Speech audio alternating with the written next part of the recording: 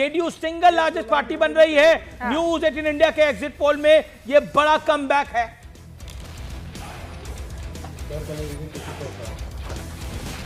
कैसे त्यागी जी? नहीं, पिछली बार भी गठबंधन के अंदर सामंजस्य ठीक से नहीं हो पाया था और रामविलास जी की पार्टी हमारी पार्टी के विरुद्ध लड़ी, जिसकी वजह से हमें 32 सीटों का नुकसान हुआ। कुशवाहा जी की पार्टी हमारे उम्मीदवार के खिलाफ लड़ी, जिसको लेके 4 का हुआ। और मैं पटना से लौटने के आने के बाद ही अपने मित्रों से, पत्रकारों से भी और पॉलिटिकल एक्टिविस्ट से कहा था कि 80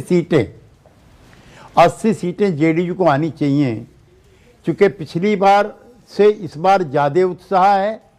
और जो नेता है गठबंधन का, जो हमारा जेडीयू का नेता है, उसके खिलाफ कहने के लिए किसी के पास कुछ नहीं है। राजनीति में ऐसे अवसर बहुत कम आते हैं जब गठबंधन के नेता पर उंगली टेकने के लिए आपको कुछ ना हो। लिहाजा ये प्रो इनकम्बेंसी वोटर है। त्यागी जी, ये आपको लगता है नीतीश की वजह से ये मैंडेट आ रहा है या प्रधानमंत्री नरेंद्र मोदी की वजह से मैंडेट आ रहा है? अगर हमको लड़ाना चाहते हैं तो आप नाकामयाब रहेंगे। बिहार में चुनाव हो रहा है नीतीश कुमार जी के नेतृत्व में। देश में चुनाव होता है नरेंद्र मोदी जी के नेतृत्व में।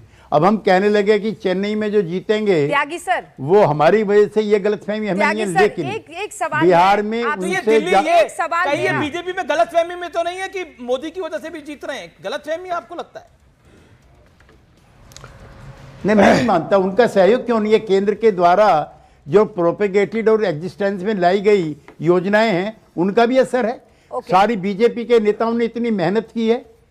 केसी त्यागी जी, मेरा एक सवाल है और वो सवाल ये है कि 19 साल की सर जो एंटी इनकम्बेंसी होती है वो मजाक नहीं है, लेकिन धरा पर अगर वो एंटी इनकम्बेंसी प्रो इनकम्बेंसी में शिफ्ट हो रही है, उसका सबसे बड़ा कारण आप क्या मानते हैं? विपक्ष ने जिस तरीके से पर्सनल अटैक किए नीतीश बाबू पर, वो, या फिर काम तो हुआ है, डेवलपमेंट हुआ है, शिकायतें अलग बात है?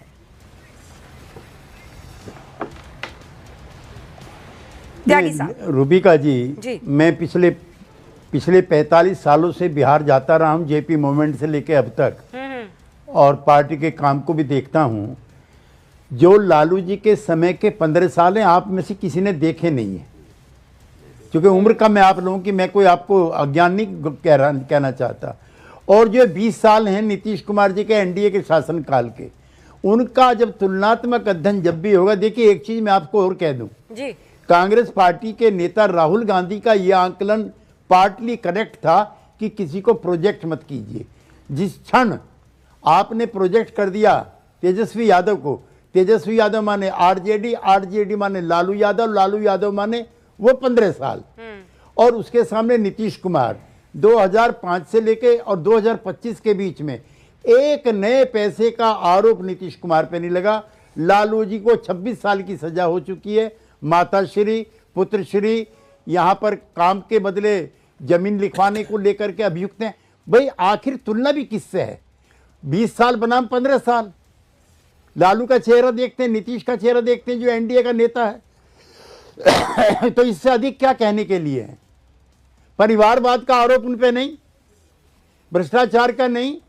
और आप अगर गई हैं रूबिका जी, तो पटना का देखे हैं आप वो मैरिन ड्राइव, बंबई के मैरिन ड्राइव से ज्यादा भीड़ रहती है लड़के लड़कियों की वहां पर। ये बात तो सही है। रात को 12-12 बजे तक लड़कियों को मैंने वहां घूमते हुए देखा है, no doubt about it sir. And they are more safe in Patna than on Mumbai. जी सर। सर अब मैं स्टूडियो छोड़ रही हूं। अब हमारे साथ किशोर और अमीश इस कार्यक्रम को आगे बढ़ाएंगे। बहुत बहुत शुक्रिया। नमस्कार केसी त्यागी जी, किशोर बोल रहा हूं यहाँ पर। आपने एक बहुत महत्वपूर्ण बात ये जो कही कि पिछली बार रामविलास जी की पार्टी का खिलाफ होना उसने नुकसान पहुंचाया, यानी कि क्या ये माना जाए, जो ये आंकड़े भी दिख रहे हैं और अभी जो एग्जिट पोल के आंकड़े उन पे हम बात कर रहे हैं, कि चिराग पासवान का साथ होना एक बहुत बड़ा फैक्टर था इस पूरे चुनाव में? नहीं, चिराग पासवान का पिछली बार न होना वो दुर्भाग्यपूर्ण फैक्टर था। जी जी, उसके लिए भी आप हमारे साथ हमदर्दी रखिए। अगर वो अगर नहीं हो तो हमारी 80 सीट पिछली बार भी आ रही थी। चलिए मान लिया, ये जो आप लोगों से सुनने को मिलता था और पार्टियों से सुनने को मिलता था, जेडीयू 40 पे रहेगी, जेडीयू 44 पे रहेगी, हैं?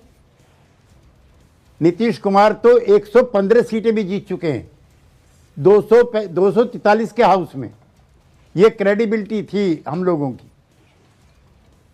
जी जी, लेकिन तो खाली वही नहीं है। केसी त्यागी, आपको लगता है अगर जेडीयू इस बार ज्यादा सीटों पे लड़ती, इस बार 101 लड़ी, अगर 115 पे लड़ती तो और अच्छा और अच्छी सीटें आती? चिराग पासवान को भी एडजस्ट चिराग करना था। नहीं, पर अगर लड़ती अब बीजेपी को एडजस्ट करना चाहिए था ये, तो आपको लगता है फायदा होता? एक सेकंड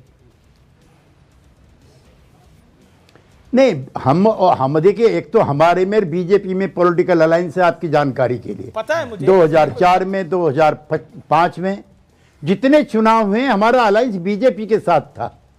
आरजेडी के साथ, सॉरी माफ करना, रामविलास जी की पार्टी के साथ हमारा कभी अलायंस नहीं था, नेवर। जी जी, कुशवाहा जी के साथ हमारा अलायंस नहीं था, उनका बीजेपी से था। उनको शिकायत थी तो बीजेपी से करते, हमारे खिलाफ क्यों लड़ रहे भाई? उसकी वजह से पूरे एनडीए को नुकसान हुआ, क्रेडिबिलिटी खराब हुई। और चलिए, आज मैं सारी चीज भूलने को तैयार हूं। रामविलास जी के बेटे ने भी अच्छा किया, हमने भी अच्छा किया, बीजेपी ने अच्छा किया, मेरे मन में कोई शिकायत नहीं है। लेकिन 80 सीटें, लेकिन अनुराग भदौरिया हमारे साथ समाजवादी पार्टी के 80 सीटें लिखिए। उनको यकीन नहीं हो रहा कि आप लोग अच्छा करें। अनुराग, आपको यकीन क्यों नहीं हो रहा केसी त्यागी और नीतीश कुमार की और सत्यप्रकाश की पार्टी अच्छा कर रही है? देखिए, जिस तरह का हालत बिहार में देखने को लास्ट 20 सालों में मिला है, जैसे मैंने आपको बताया कि चुनाव के दौरान भी वहाँ हत्याएं होती रही हैं और लगातार हत्याएं हुई हैं वहाँ पे। तो जिस तरह की हत्या और जिस तरह का भ्रष्टाचार बिहार में देखने को मिला, युवाओं पे जिस तरह से युवाओं के साथ अन्याय हुआ, सबने देखा है। तो इस बार ये कैसे हो सकता है कि इस बार उनको बहुमत जरूर, मैं आपको कह रहा हूँ, इंडिया गठबंधन आप 130-32 सीटें मैं बता रहा हूँ आपको जीत के आएगा। और इनका जो एनडीए है पूरा जोर लगाएंगे तो 100 सीटें पार नहीं कर पाएंगे। ठीक है, अभी एग्जिट पोल है, अपनी अपनी चर्चाएं, अपनी अपनी बात है, सबको लंबा सब अपनी अपनी बात कहने में लगे हैं। दूसरी बात, सुधांशु जी को बस इतना ही सा कहूंगा, सुधांशु जी आपने क्या बोला अभी? लंबा क्या लंबा मारने में लगे ना, सब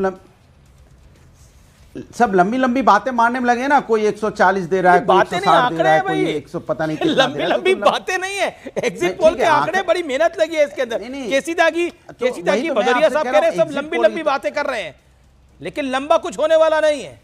देखिए, मैं समाजवादी पार्टी में मुलायम सिंह जी के साथ लंबे समय तक, बहुत लंबे समय तक रहा हूं। उनकी पार्टी के बारे में कभी कोई मैं टीका टिप्पणी नहीं करता, लेकिन मैं अपने मित्र भदौरिया जी से इतना जरूर कहना चाहता हूं कि 14 तारीख के बाद ये मत कहना ईवीएम में दोष था, वोट चोरी हो गई थी। अपने इसी स्टेटमेंट पर रहना कि आपकी 130 सीट आ रही हैं। अगर नहीं आ रही है तो उसको स्वीकार करना। ये वोट चोरी का आरोप मत लगाना, ईवीएम में गड़बड़ हुई है ये मत लगाना। इतना बस मैं आपसे कहना चाहता हूं। नहीं देखिए,